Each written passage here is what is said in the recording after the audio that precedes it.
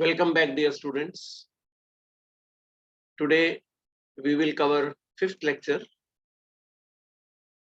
from Unit 4 relating to analysis of directive principles of state policy contained in Article 42, 43, 43 capital A, capital B, and 44.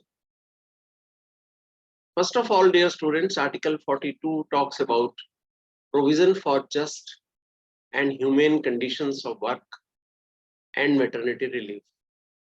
The direction of Constituent Assembly is that the state shall make provision for securing just and human conditions of work and for maternity relief.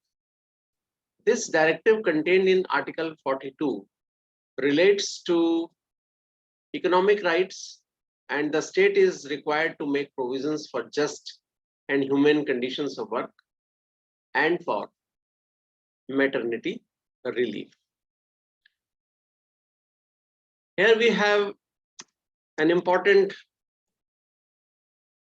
leading case with us, Municipal Corporation of Delhi versus female workers, decided by the Supreme Court way back in year 2000. In this case, the claim of non-regularized female workers for maternity relief was upheld. Even if female workers are not regularized in their job, still they are entitled to maternity benefits. Then, dear students, in implementation of this directive principle of state policy contained in Article 42, few legislations have been passed by the Parliament. And to illustrate, number one is Industrial Dispute Act 1947. Then we have Minimum Wages Act, which fixes the minimum wages for the labor. Then we have the Maternity Benefit Act 1961, which provides all maternity benefits like leave, etc. to the pregnant ladies who are working somewhere. Then we have Workmen Compensation Act 1923. Whenever a workman is injured or he dies during the course of his employment, he is entitled to compensation also. Then we have the Employees State Insurance Act 1948. Every employer in whose establishment the number of employees is more than 50 is required to take insurance policy of the employees. Then we have Payment of Wages Act 1936, which again fixes the time limit and the amount of wages to be fixed to a labor, to be paid to a labor. Then Payment of Bonus Act 1965. Every regular employee who has completed 1 year of service, he or she is entitled to payment of bonus under this act. So these legislations are the examples which reflect that directive principle of state policy contained in Article 42 was implemented by the government. Then we move on to Article 43, which talks about living wages for workers. As the heading indicates, wages must be sufficient to live. And the direction of the constitution makers is that the state shall endeavor to secure by suitable legislation or economic organization or in any other way to all workers, they may be industrial or otherwise, work at a living wages and conditions for work, ensuring a decent standard of life and full enjoyment of leisure and social and cultural opportunities. And in particular, the state shall endeavor to promote cottage industries in an individual or cooperative basis in rural areas. So this is the direction of Article 43 in the shape of directive principle, which state is bound to follow.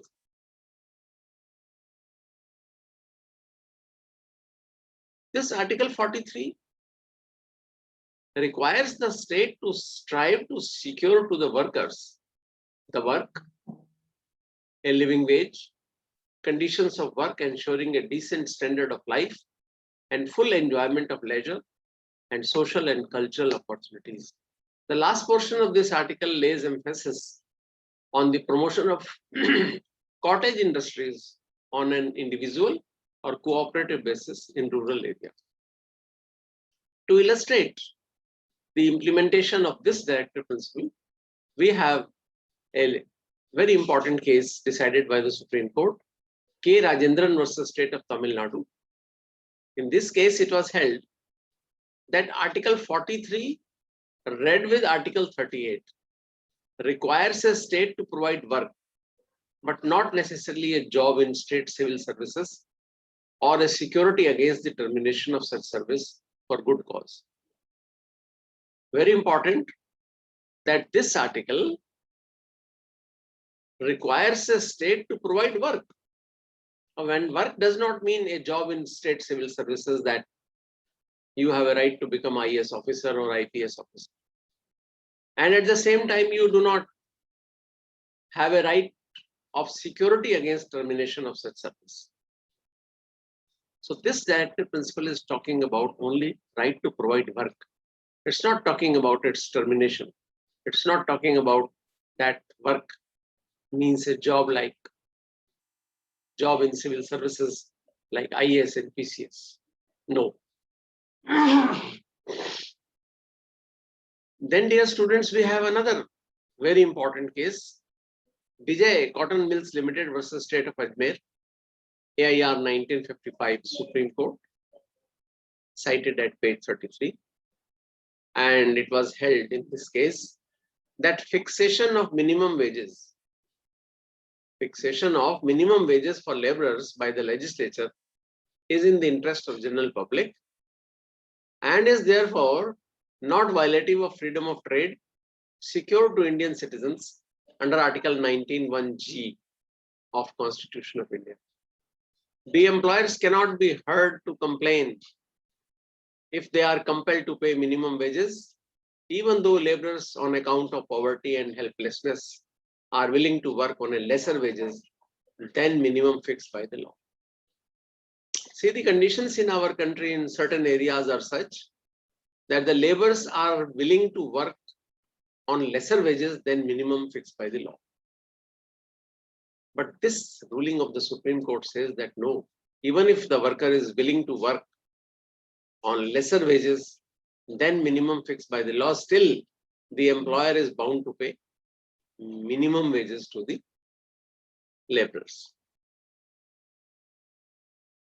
Then, dear students, by 42nd Constitutional Amendment Act of 1976, Article 43 capital A was added in our Constitution, which talks about participation of workers in management of industries.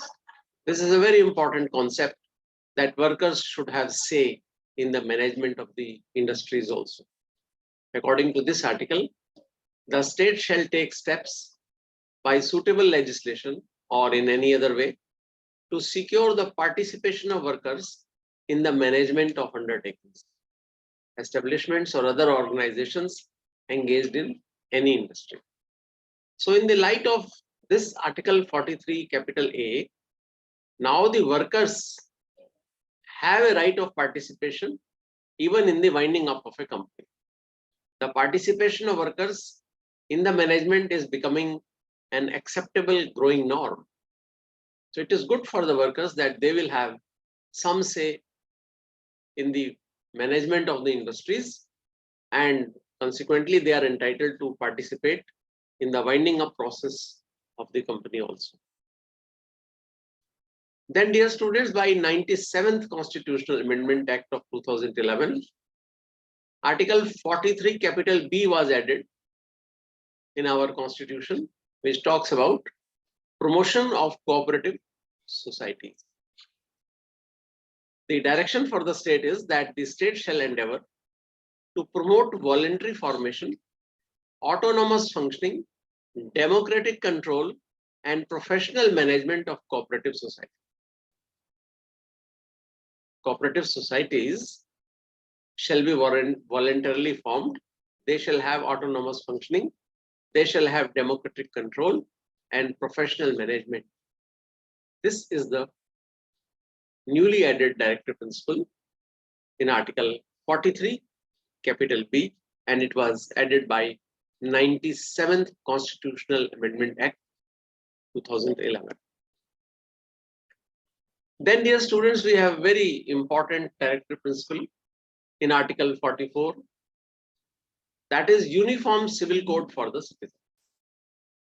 This is very important, controversial, and much talked about directive principle given in our constitution.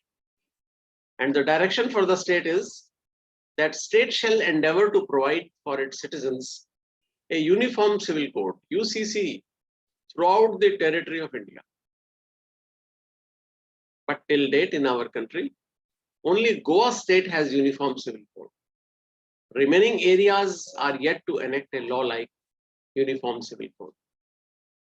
If you look back to the Constituent Assembly debates, two objections were put forward against the making of uniform civil code, which would be applicable throughout the India. And these objections are, number one, it would infringe the fundamental right to freedom of religion under Article 25. Because different communities are governed by their personal religious laws also, like Hindu law, Mohammedan law. And secondly, it would be a tyranny to the minorities, that they are being driven to follow the uniform civil code. Dear students, the first objection that the uniform civil code would infringe the fundamental right to freedom of religion is in fact misconceived.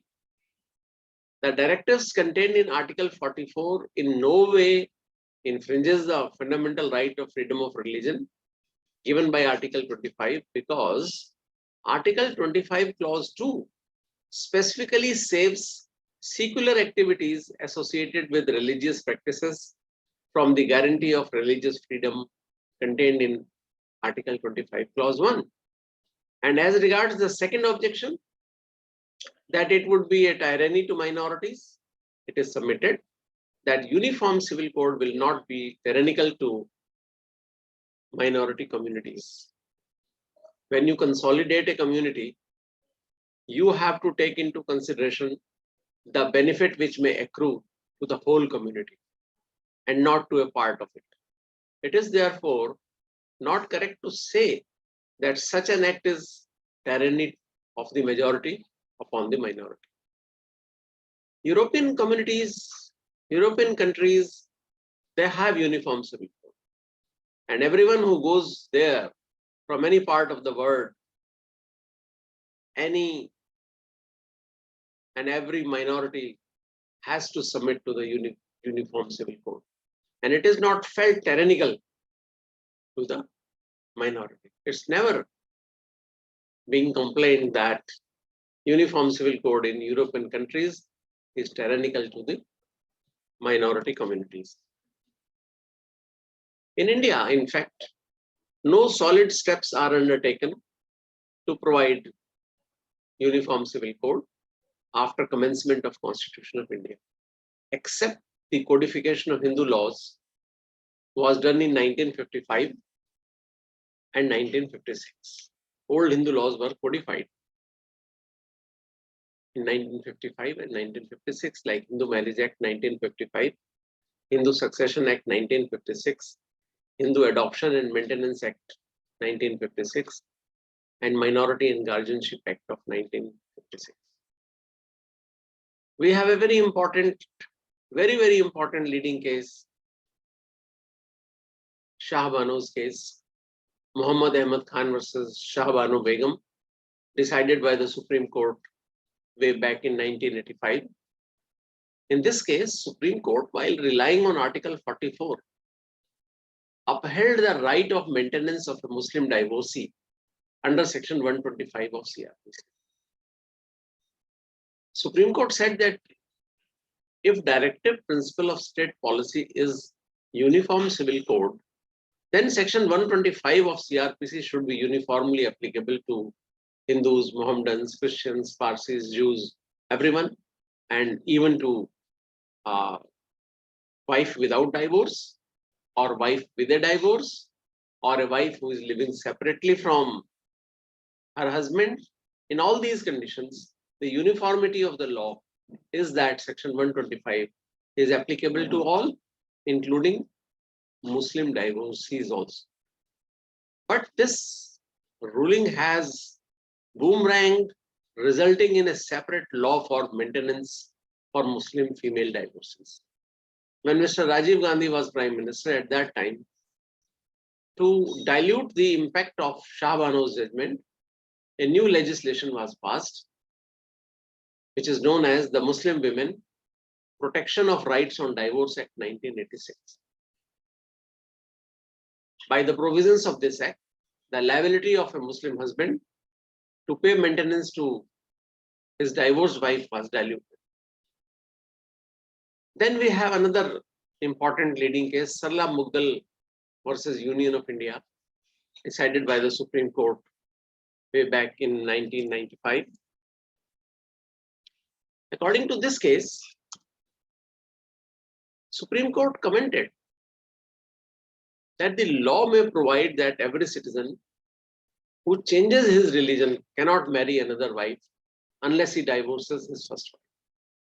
The provision should be made applicable to every person, whether he is a Hindu or a Muslim or a Christian or a Sikh or a Jain or a Buddhist. According to this judgment will go a long way to solve the problem and pave the way for a uniform civil code. You see what was happening before this ruling, that few people were converting themselves to Islam in order to have 4 wives. But the Supreme Court said, no. Every citizen who changes his religion cannot marry another wife unless he divorces his first wife. So this judgment is paving the way for a uniform civil code, that everybody should be governed by a uniform law. It's not that you have converted to Muslim, Mohammedan faith, and now you are entitled to have 4 wives. No, you cannot have 4 wives. You cannot have second wife unless you divorce the first one. Dear students, till date, not much progress seems to have been made for enactment of uniform civil code. Even BJP-led governments, which once spoke strongly for uniform civil code, has now sidelined the issue. Perhaps for a uniform civil code, we will have to wait indefinitely until a general consensus amongst all the communities in the country emerges in this regard. So, dear students, thank you very much. This is all about this lecture. God bless you.